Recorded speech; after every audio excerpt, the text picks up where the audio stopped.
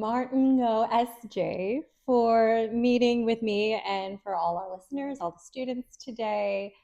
And can you give us some background on, I said the SJ, so that's a little preview. And also, many might not even know this, your entertainment, film, TV, production background. So can you tell us a little bit about yourself? Totally.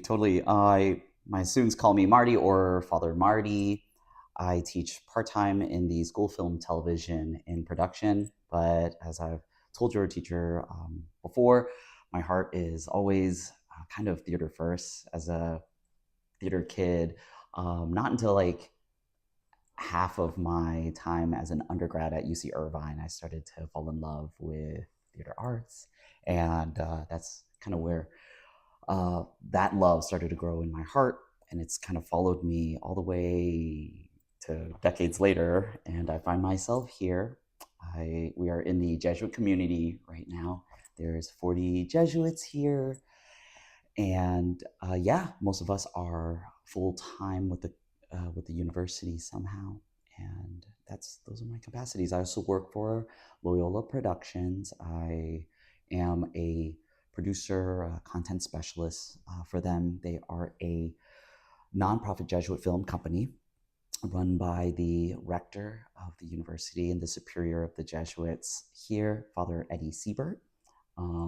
His notable project as of the recent years is The Pope's Exorcist with Russell Crowe. Of course, we're still waiting for that sequel to get moving, but it's wonderful to be with you and wonderful to talk about the Ignatian spirituality as it's integrated in everyday life, as it's integrated in your work as thespians. I don't think, I can imagine living my life apart from Ignatian spirituality. So it's even more invigorating when I speak with your professor about it in the context of acting, because I think it's such a potent tool to explore your characters, deepen your character work, the specificity, the authenticity of the characters that you are portraying. Anyway, I can go on and on, but I'm gonna let you shape this. No, please, no. So this is a great segue because being the Jesuits and having so much background with Ignatian spirituality, and you had to have gone through the exercises, right? And going through that process. Can you speak on, I know Ignatian spirituality as a whole, it's not just one concept. There's it's this big umbrella term, right? But in terms for time, because we don't have all the time, but the spiritual exercises, can you speak about that entire retreat experience in your own words? What is that all about? Even before we get into the acting part of it, because we will, what is the spiritual exercises to you? Awesome. So the spiritual exercises were created by Saint Ignatius of Loyola, the founder of the Jesuits. And I have the spiritual exercises is basically kind of a program. You engage this program and are led by a director. The spiritual exercises, when they were created, were meant to be done sort of in like a 30-day silent retreat structure. But for a lot of people, and St. Ignatius would imagine this exercise or the spiritual exercises to be for everyday people. People can't afford to kind of unplug for like 30 days, even though that would be awesome in some in some regards, right? But also scary too. So there's this other format.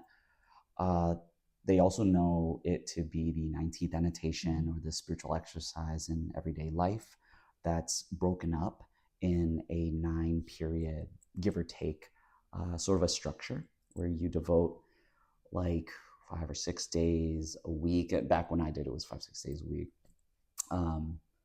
About at least 45 minutes a day in those prayer periods. And the exercises, as it were, are divided into that time period. So gosh, it's got to be like 17, 18 years since. Is it really that long? Yeah. Wow. The first time I did it was the was the 9-month format of it. Crazy, life-changing, like absolutely. Yeah, no, it was bonkers. Like you usually you should like kind of warm up to I know. it. It's such it asks so much of you. So did you have to go through the rigorous application process to even be part of the retreat program? It was interesting. Yeah, no, usually there's a process like that. I think because I was working with some Jesuits at the time, and the one that would be directing me at the time was had already known me for a period of time. So it was there wasn't a need so much for that. You had the in. There Somebody was could vouch for you. or maybe I don't know, maybe we skipped something. I don't know. Or maybe you didn't know you were being interviewed. Exactly. And you're like, exactly. oh yeah, no, this person's a great candidate. Thumbs up. Yeah, exactly. There you go. That's what I mentioned it to be. Thankfully, this is not recorded. All that to say is because I tell my students of, it does this process, even the actor exercises asks a lot of the retreatant or the actor to have discipline in taking the time every day to put the rest of the world aside and dedicate what is it, 45 minutes? I'm not even asking my students to sit for that long, of dedicated, in this case, prayer time or contemplation time, actor imagination time. So it is a challenge, right? And how was that challenge for you back then, and even how it is now, to do that type of contemplation? Oh gosh, yeah, great question. You said a word that I really love, that runs very true for the spiritual exercises as well as just kind of like in the thespian world, like the discipline. Discipline's just really important, and for me, every day, even today, like there's things that have to do with discipline that I have to work on, but like carving out that time is so sacred. The labor to make a commitment to carve out time, be it for prayer, be it for whatever it is, it was hard at first, but then there's that momentum after you get going for a while. And so here I am, first couple weeks going into the spiritual exercises. It's already making a very like a deep imprint in my everyday life. The word that you've heard used a lot in the course, probably you've talked to me about, imagination, is like the key word for St. Ignatius when it comes to prayer. Like it's a very affective way of approaching prayer. Use your senses, use all your senses. And he wasn't an actor or anything. No. He was just saying like, this is God given, this is part of your physical apparatus. I mean, I guess he wouldn't say it that way, but like God gave you these senses. Use them to find grace. Use them to see grace in everyday life. And so that was that was a kind of a mind-bending time of my life. I remember also, important to note, that spiritual exercises are broken up in 4 movements. I think it was probably, did you I kind of modeled it off of the 4 movements of the original. Yeah, but can you speak a little bit about that, the original? Totally. St. Ignatius broke the spiritual exercises up in 4 weeks, but they aren't really like weeks per se. They're more like movements. The first movement is kind of like God meets you where you are, just come as you are, basically. The second movement is following Jesus in ministry, and kind of this movement of gaining consolation, serving along the side of Jesus, as it were. That's kind of like the core of that imaginative piece. The third piece is Jesus' passion for us, right? So we walk with Jesus to on the road in Jerusalem to his death, and there's this sort of decentering of ourselves completely to kind of be with the Lord in this walk of compassion, this walk of this passion, basically.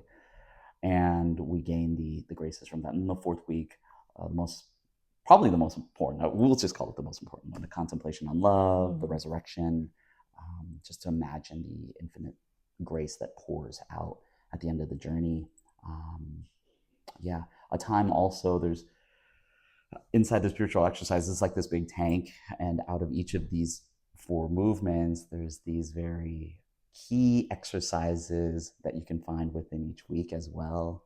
In the fourth week, or the resurrection, or the contemplation on attaining love. In this last piece, you can make an election. This is about time where, like, during your prayer, during the weeks that have passed, you may be at a crossroads and thinking about making a big decision in your life, and praying about something that's like a major, maybe you're moving, maybe you are, about to deepen a relationship that's going on in your life, and maybe it's a job switch or something like that. The exercise is a great way to sort of like hold all the data that's going on in your life with God's guidance, with the guidance of grace.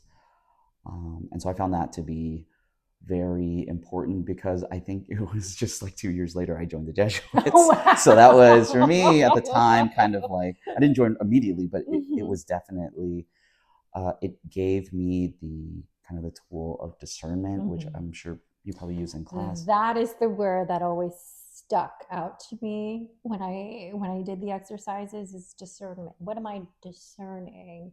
And so I don't use that word often with the students, but all of acting is discernment, especially when we're analyzing characters and discerning their lives, basically, because it's not our lives, we're discerning the lives of our characters. So I love that you brought that up, especially in that fourth stage, that fourth movement.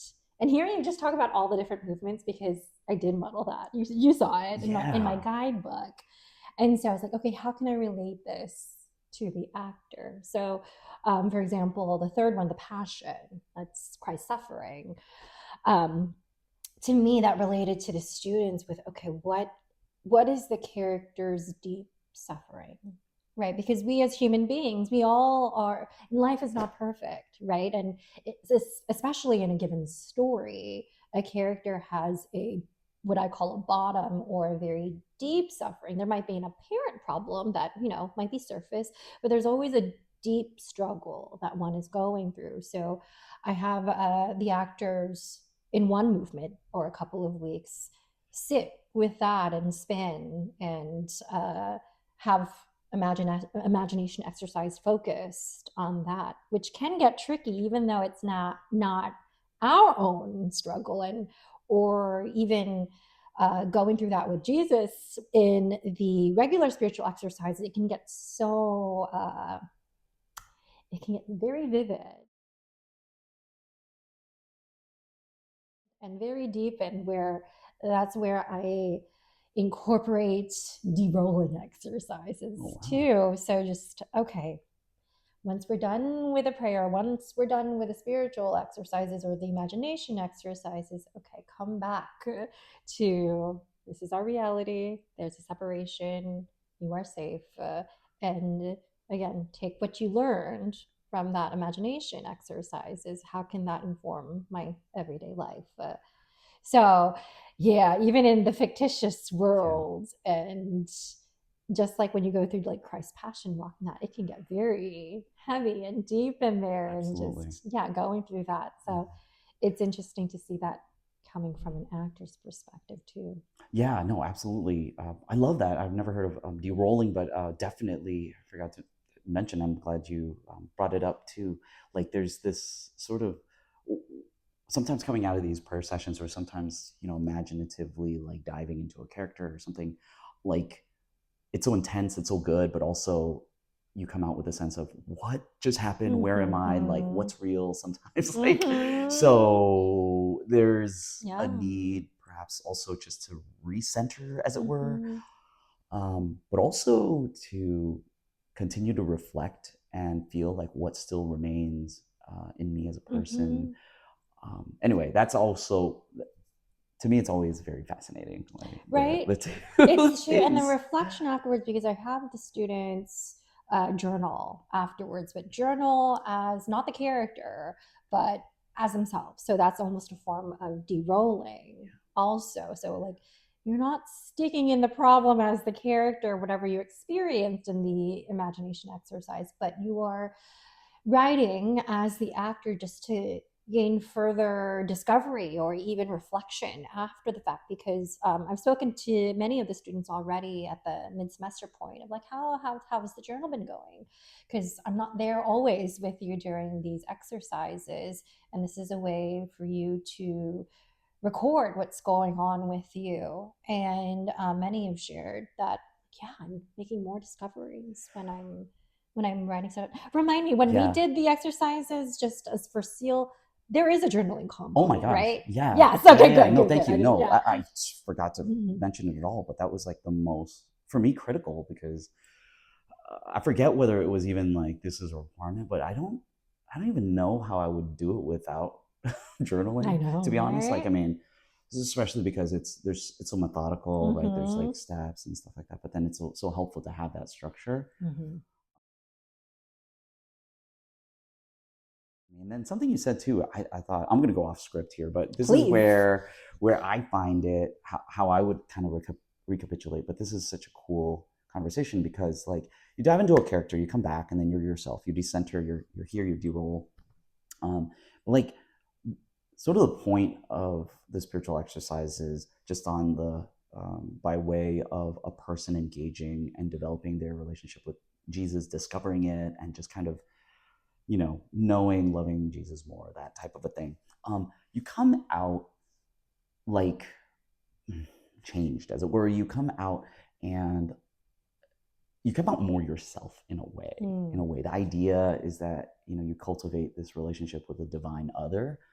I'm interested in the work you're doing, because in a way, like diving in other characters, exploring deeply others, is this giving of oneself. And I think I remember in your notes too, kind of a self, I don't know, self emptying, self work that with relationship to the other is kind of super sacred. I think when you come back out, it's worth kind of reflecting and noting in a journal or however, like, how have I changed? Like, what lingers there and makes me more myself, as it were. I don't, we've seen the Joker, for instance, in Oh the gosh, yeah. Batman universe, like played so many times. Like, okay, am I more the Joker? Not in that sense at all, but more in the sense of kind of how does the work of empathy, even in fiction characters or whatever characters we're portraying, lead us deeper into like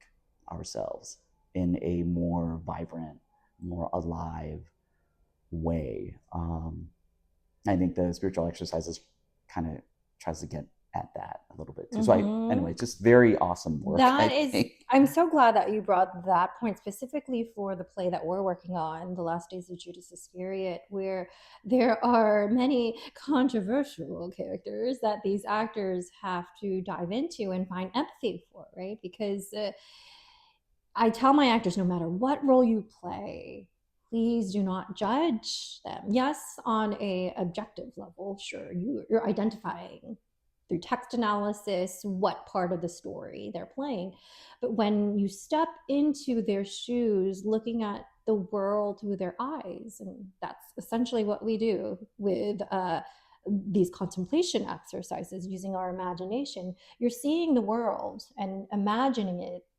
When you're closing your eyes and going through this life, you're seeing it how they see it, and igniting their senses, and it may be different from how you look at the world. And once you're out of that, this is why the reflection is so important, because you may still come out realizing, hey, I know where my boundaries are, I know what my morals and ethics are, and it still differs, but it still gives you more understanding of where somebody's coming from, and thus can perhaps give you more compassion towards why people do the things that they do or why they say the things they say. Again, even if we disagree with it. So that's why I love this special approach to acting, and even more so apart from the acting aspect of it, but this type of, I call it empathy work. Yeah. You know what I mean? It really Totally. is empathy work when we're doing these type of meditations and exploring different paradigms and really humbly stripping our own ideas and saying, hey, let's put a pause on that and explore what somebody else might be Yeah, going through. totally. Oh my gosh. And there's always enrichment. There's always change that's had too. So I think that's what makes it very interesting. Like actor to me is very powerful, like in that way. And it's also, and when people are watching and just consuming, they may not. A lot of people, I don't know if they consider what change is happening as they're watching like truth played out between characters. Like there's this. I just find it what a wonderful service, even I would say. I 100%. Service. I It is. It call really it service. People are is. like, oh yeah, you're going into acting. I'm like, guess what? Everybody does at the end of a long day when they're like tired. They turn on the TV. They're consuming all the time. Why? They're simulating. They're simulating life. They're simulating themselves. They're looking for truth played out, even in fictitious like scenarios. I'm sure you all have had conversations about this, but I just find it just magnificent, like being at that intersection, and being called to do that kind of work. So, Acting as a service, that should be a class. I think it is. No, really, you're doing it. You're doing it here. I mean, It is because a lot of the courses that I've taken here at LMU, and even one of the last courses I've taken, applied theater or healing in performance. And like every week, it would seem like an act of service, like looking at theater and acting, what we do. How it's not, it could be entertainment, it could be XYZ, but when we can take it the next level, when we're approaching it in this manner where again change and transformation happens not only with the actors and what we're saying up here, but by the audience, and that level of experience and transaction between the two. Because like I remember when you're acting, you have experience with acting from improv and everything, the audience and that in person in real time effect makes all the difference in the world totally, too, right? totally, yeah. And oh my gosh, when you brought that up, I cherish the failures even more, probably because I remember it more than like the successes, and they're so formative. Like just I don't know, giving yourself and just knowing what works, knowing what doesn't work, and being comfortable with the learning process is so important to me. And so yeah, I find it such a tender place, the thespian world. And so yeah, no, it's and service. Yeah, okay, it's not like we went out to help at the food pantry place, or it's there's so many forms of service. But quoting what is it, Frederick Buechner, the your vocation, your call to just apply your gifts, at the intersection of the world's greatest needs. I mean, that therein is service is bound up in that. So it's not just like, hey, I clocked in so many hours of service a day, but like discovering yourself in this, in the world, and coming alive in a life that is just about give what I have. Like that level of, I don't know. I appreciate this conversation because it kind of helps us to frame service as like, oh, it's not just this disconnected thing, from something that we're giving so many hours to. Like, good Lord.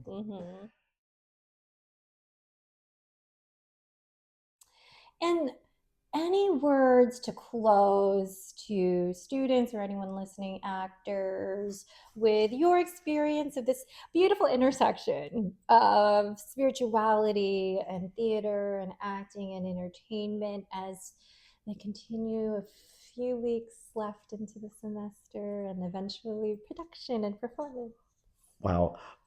Usually I love this like last ending questions. There's always something we've talked about. To me, I'm so happy we've talked about, to me, the most key things already. Imagination. I mean, I keep diving back on that as like the engine, but then like the end goal. I think for Saint Ignatius, a big word at least that is kind of an end goal is freedom, or spiritual freedom. Like we do all this work to find kind of greater spiritual freedom. And freedom isn't just because I get to do whatever I want whenever I want. Like we think of that. I think that's kind of a misconception of what freedom is, in our society, because I can wake up and do this. But freedom's couched in this conversation, in the spiritual exercise, is always freedom for. And that's truly what we want.